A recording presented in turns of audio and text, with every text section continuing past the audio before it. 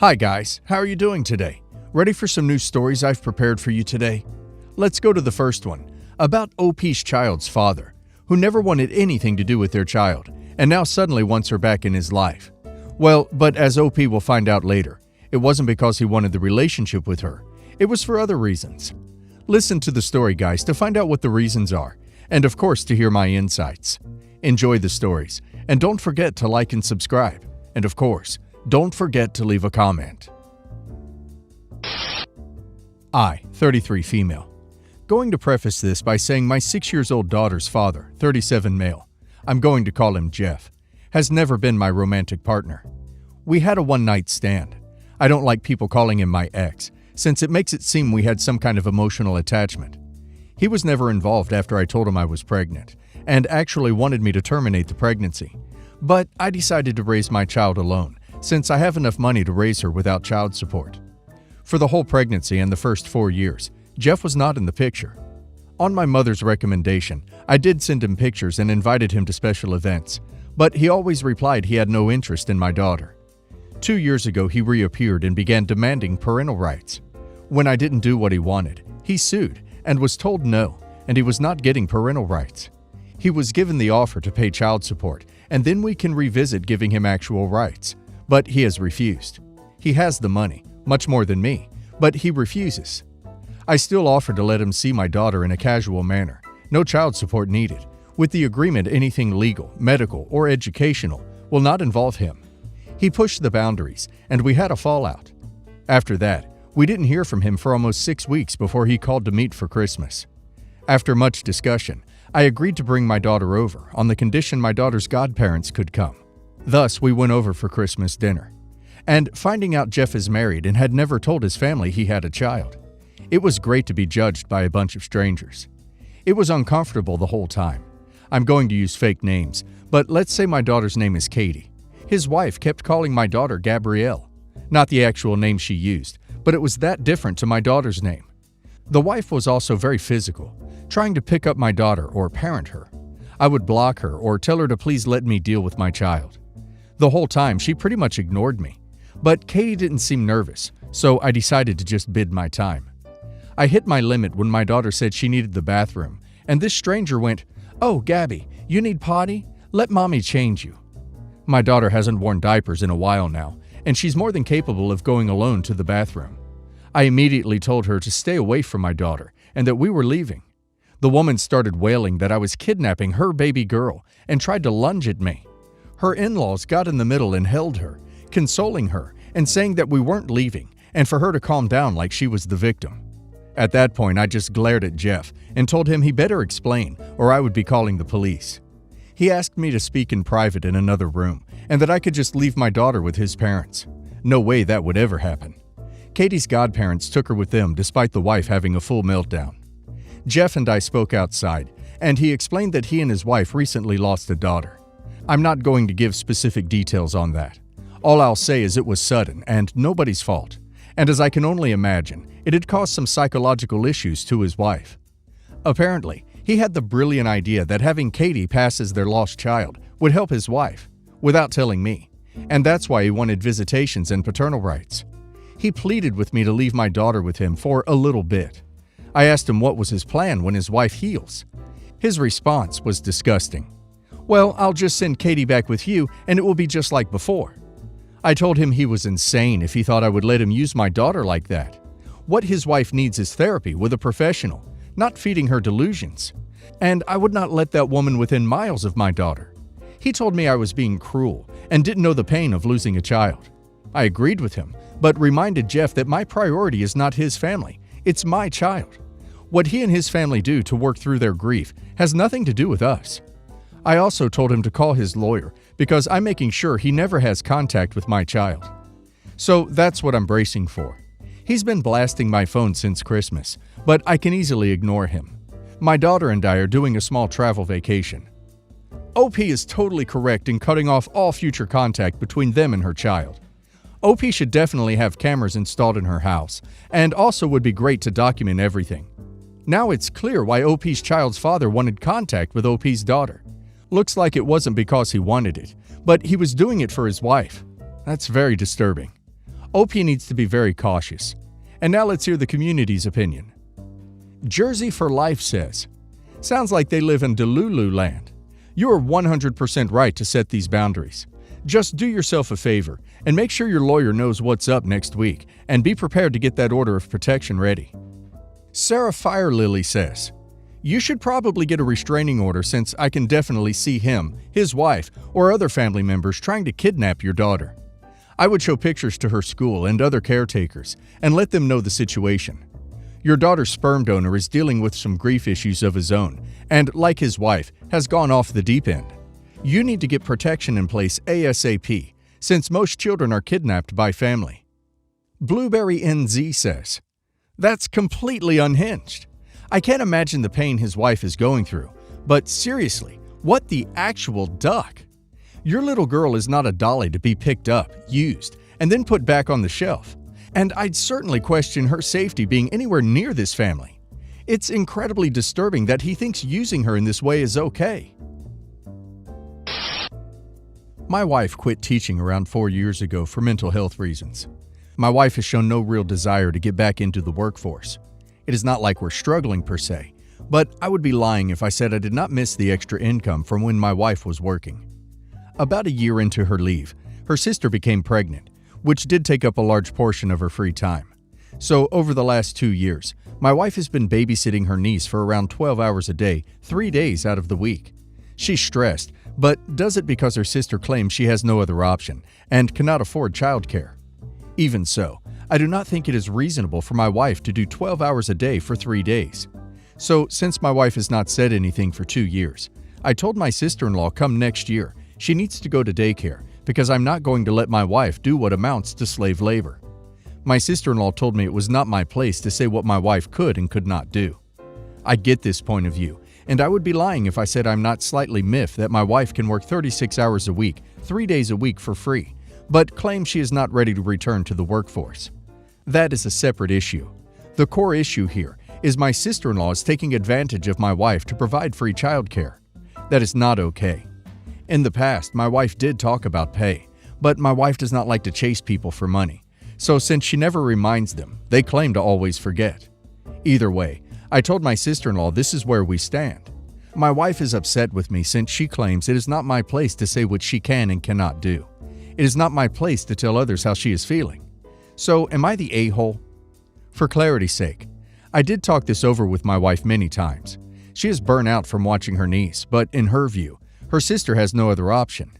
She has expressed how babysitting over these years, combined with teaching, has killed all desire she once had for having children of her own. As mentioned, my wife has spoken about pay, but since she does not like to chase people for money, she never gets the money. She feels she should not have to remind people of money. They should want to pay someone to help them, especially when it comes to family. She also is afraid her sister will become unstable if she loses her family support.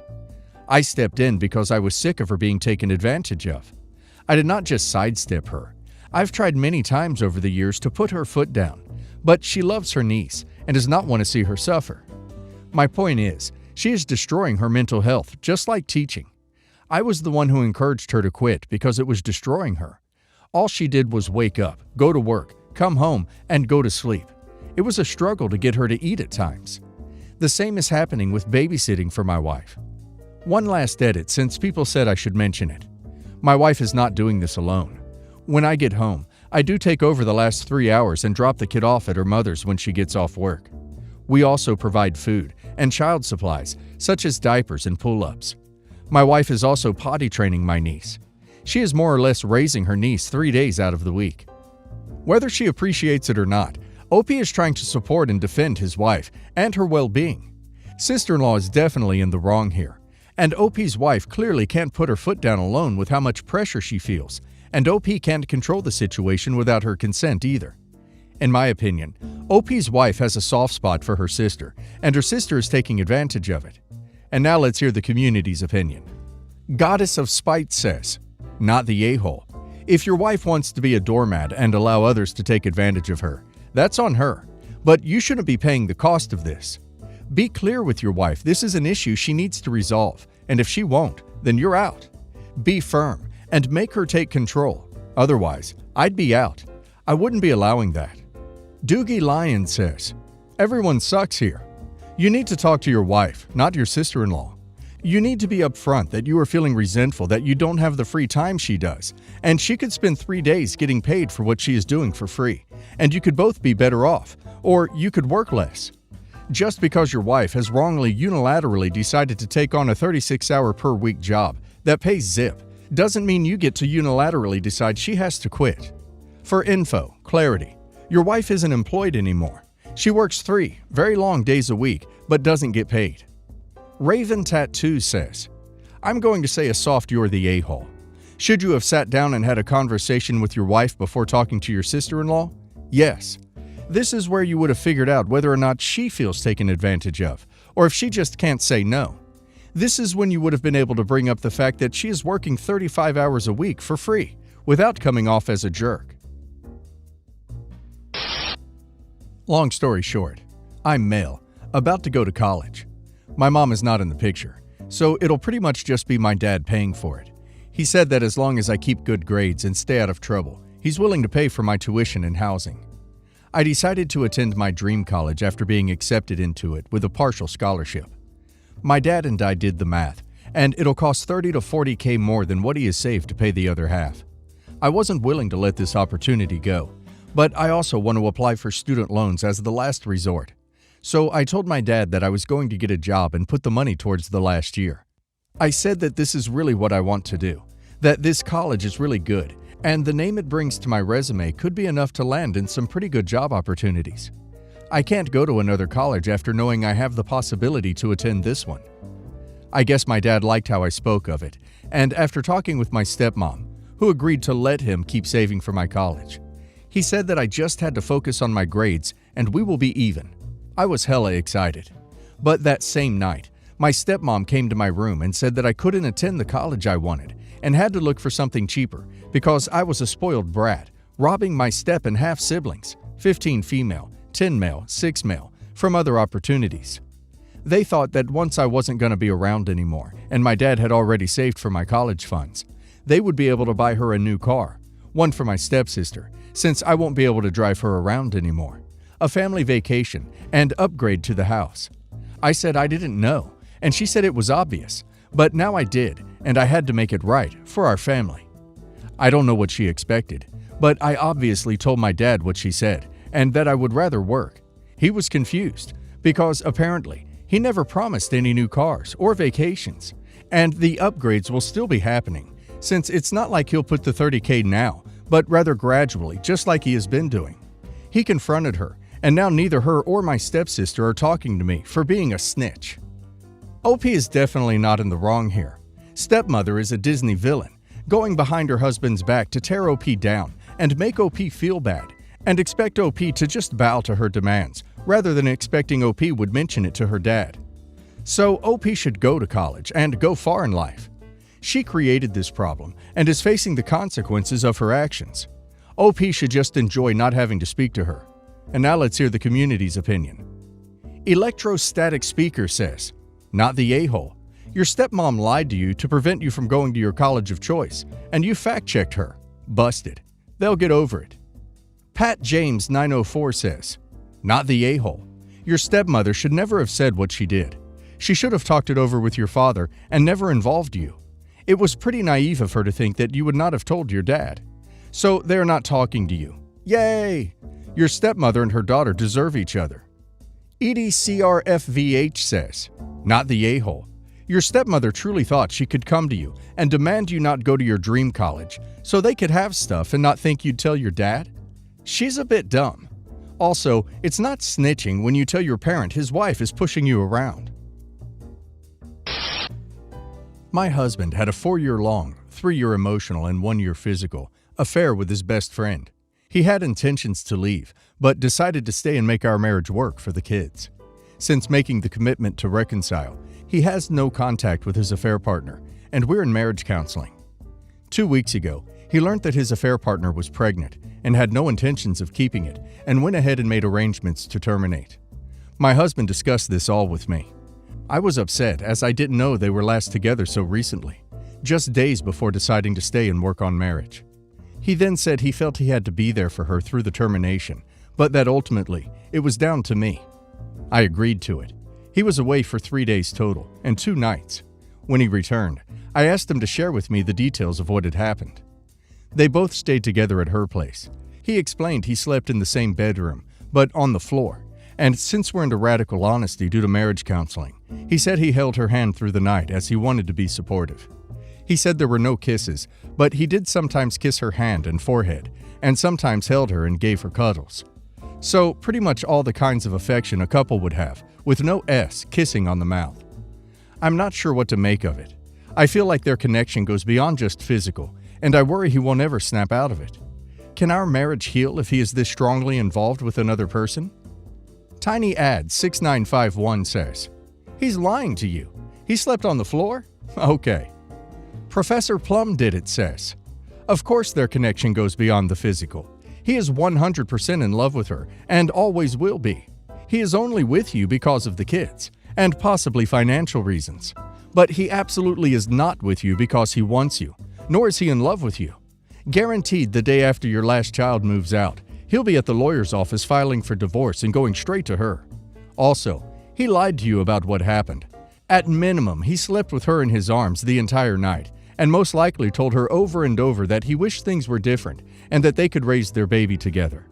You're an idiot if you think you will never get over her." South Coastal says, "No a-hole. They are emotionally bonded forever now. He's staying for your kids in case you stop him from seeing them. He's absolutely not there for you because he loves her.